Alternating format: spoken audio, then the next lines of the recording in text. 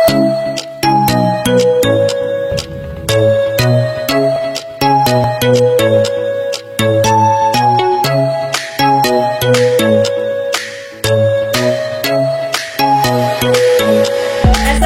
warahmatullahi wabarakatuh.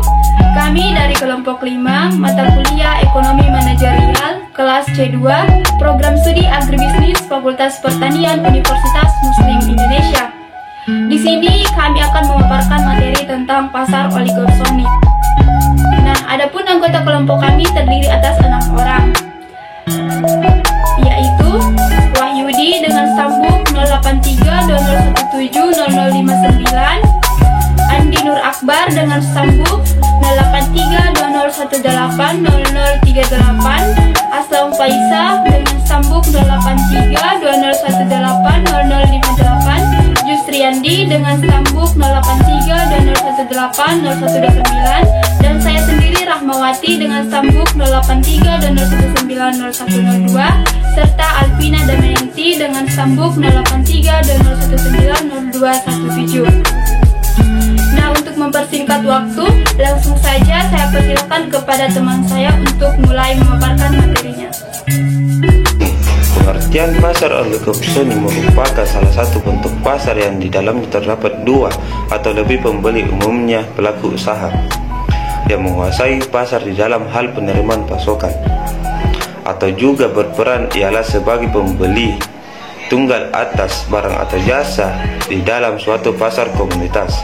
Pasar oligopsoni ini merupakan salah satu bentuk dari pasar persaingan tidak sempurna, yakni pasar yang belum terorganisir dengan baik, serta juga sering timbul ketidakadilan di dalam pasar.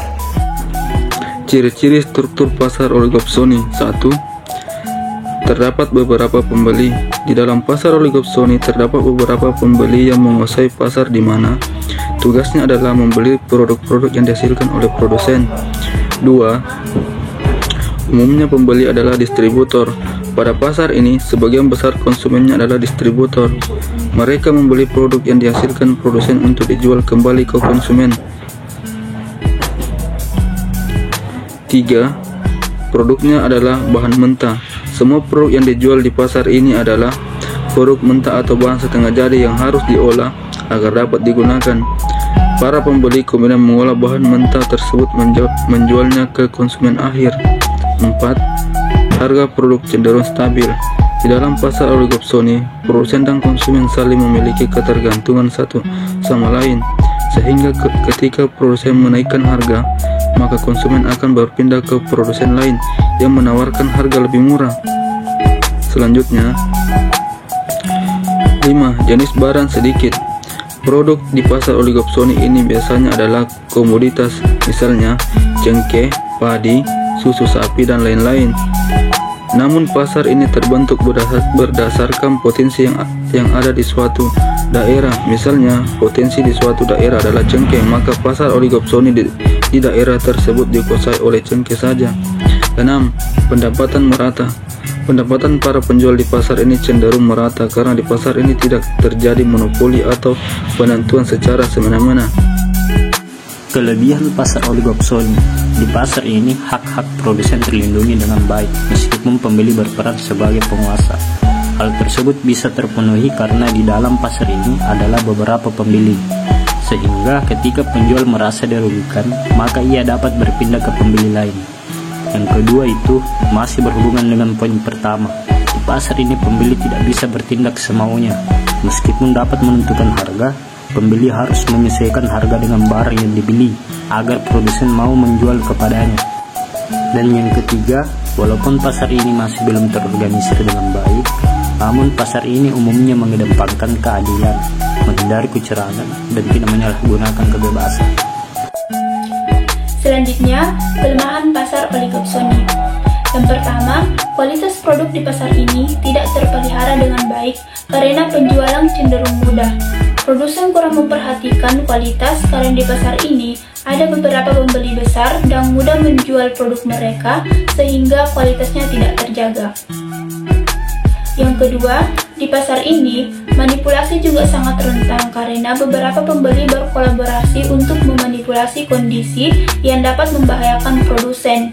Biasanya, manipulasi ini terjadi karena pembeli ingin mendapatkan harga yang lebih murah. Yang ketiga, kemudahan dalam hal jual beli di pasar ini menimbulkan kekurangannya sendiri, yaitu kurangnya kreativitas. Produsen hanya fokus pada produksi tanpa mereka perlu berinovasi dan menjadi kreatif tentang produk dan bisnis mereka.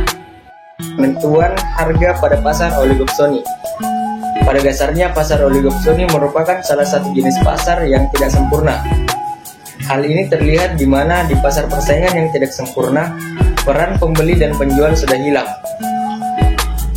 Kondisi ini mengakibatkan mereka tidak lagi memiliki keleluasaan untuk menentukan atau menetapkan harga suatu produk seperti biasanya.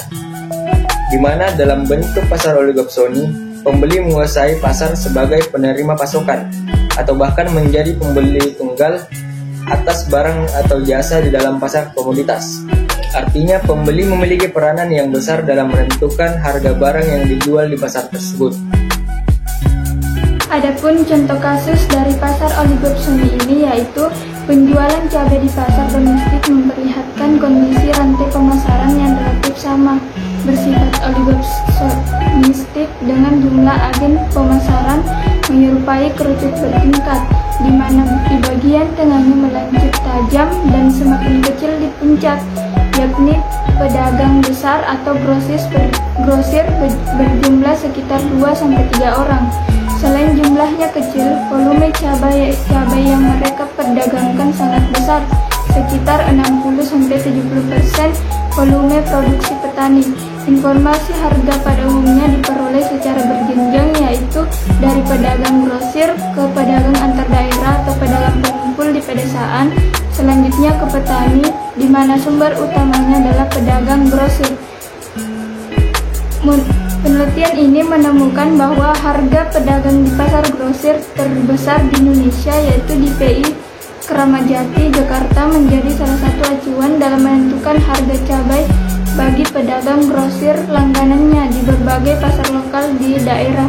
Selain itu, faktor kondisi keseimbangan permintaan dan penawaran pada pasar grosir lokal itu sendiri juga berpengaruh terhadap penetapan harga.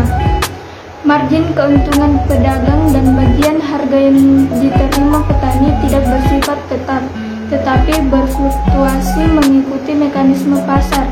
Sedangkan margin keuntungan mutlak pedagang pengumpul meningkat seiring dengan meningkatnya harga cabai di tingkat produsen. Sebaliknya, margin keuntungan relatif menunjukkan kecenderungan menurun. Sementara itu, perolehan porsi keuntungan dari masing-masing pelaku bisnis cabai belum cukup merata, di mana pedagang grosir memperoleh porsi keuntungan tertinggi, sedangkan petani produsen memperoleh porsi keuntungan terendah. Perolehan yang tinggi ini adalah sebagai imbalan untuk kekuatan daya beli oligopsoni yang dimilikinya di pasar.